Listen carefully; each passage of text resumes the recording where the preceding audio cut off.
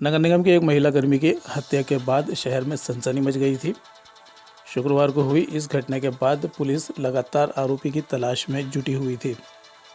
घटना की जानकारी सामने आने के 24 घंटे बाद ही पुलिस ने आरोपी को गिरफ्तार कर लिया है। एसपी विवेक सिंह ने बताया, आरोपी पुणे की एक फाइनेंस कंपनी में काम करता था। उसने एमबीए किया हुआ था। उसका नाम कपिल शाह है। निगम कर्मचारी रजनी का वो पारिवारिक मित्र था, लेकिन एक तरफा प्यार में पड़कर उसने इस घटना को अंजाम दिया है। मोबाइल लोकेशन ट्रेस करके पुलिस ने आरोपी को अपनी गिरफ्त में ले लिया है। शुक्रवार को खंडवा आकर आरोपी कपिल ने हत्या को अंजाम दिया और इसी दिन वो यहां से वापस भी लौट गया। कपिल के साइको होने की पुलिस जांच कर रही है। पुलिस ने यह भी बताया कि कुछ समय पूर्व इसने खुद को गोली मार ली थी और बुरहानपुर निवासी अपनी एक प्रेमिका के परिवार पर इसका आरोप लगाया था। हालांकि जांच में यह आरोप निराधार साबित हुए थे, तब भी ये एक तरफा प्यार का मामला ही सामने आया था। पुलिस कपिल को गिरफ्तार कर खंडवा ला चुकी है। उसका आज मेडिकल चेकअप करवाया गया है। कल उसे कोर्ट में पेश किया जाएगा। पुलिस ने कैसे 24 घंटे के भीतर इस मामले का पर्दाफाश किया, आइए सुनते हैं खंडवा एसपी विवेक सिंह की जुबानी। कल दिनांक को पंधाना से एक परिवार गुमशुदगी एक लड़की की गुमशुदगी की रिपोर्ट कराने आया था। वो लड़की नगर निगम में कार्यरत थी और जिसके आधार पर गुमशुदगी के आधार पे उसके जो लड़की के परिवार के बताए घर पे पुलिस के साथ टीम जब गई थी तो वहाँ पे ऐसा पाया गया कि वहाँ पे संभवतः कोई ना कोई आपराधिक घटना घटित हुई थी, जिसके आधार पे पूरे घर की तलाशी ली गई और वहाँ पे काफ़ी धड़ तितर बितर पाया गया और वहाँ पे ब्लड भी काफ़ी पाया गया था और जिसके आधार पे अंदेशा हुआ कि कहीं ना कहीं लड़के के साथ कुछ घटनाक्रम हुआ होगा। और फिर वहाँ पे सर्च किया गया तो पानी की टंकी से लड़की की बॉडी निकली है और जिसके आधार पे उसको जब उसकी पंचनामा बनाया गया तो उसको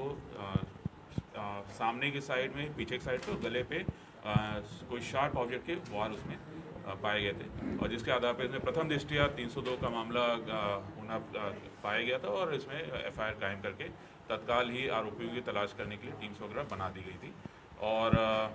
जिसमें संदेह परिजनों से लगातार पूछताछ की गई। उसके आधार पे एक कपिल शाह नाम के संदेही का नाम है, जो कि कहीं ना कहीं इस मृतिका से उसकी दोस्ती थी और परिजनों की या मृतिका भी उसको ऐसा संबोध प्रतीत होता है कि भाई की तरह मानती थी और लेकिन उसका आना वहाँ पे फिर जब कॉल डिटेल और अन्य चीज़ों से उसका आना वहाँ पे पाया गया और उसके आधार पे वो संदेह और बलवती हुआ और जिसके आधार पे फिर उसका लोकेशन वगैरह निकाली गई और वो पुणे पे उसका तत्काल उस टाइम पे लोकेशन पाया गया, जिसके आधार पे टीम तत्काल रवाना की गई थी और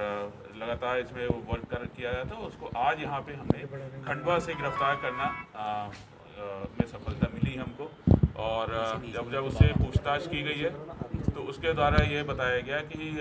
वो कहीं ना कहीं कोई प्रेम प्रसंग था उसका लड़की से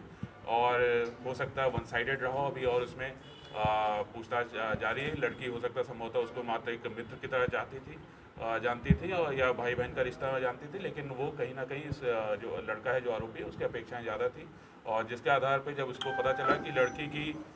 सगाई तय हो गई तो उसकी वजह से वो वहाँ पुणे से यहाँ पे उस लड़के से मिलने आया और जो अभी हम अंदेशा इसमें जता रहे हैं जो उससे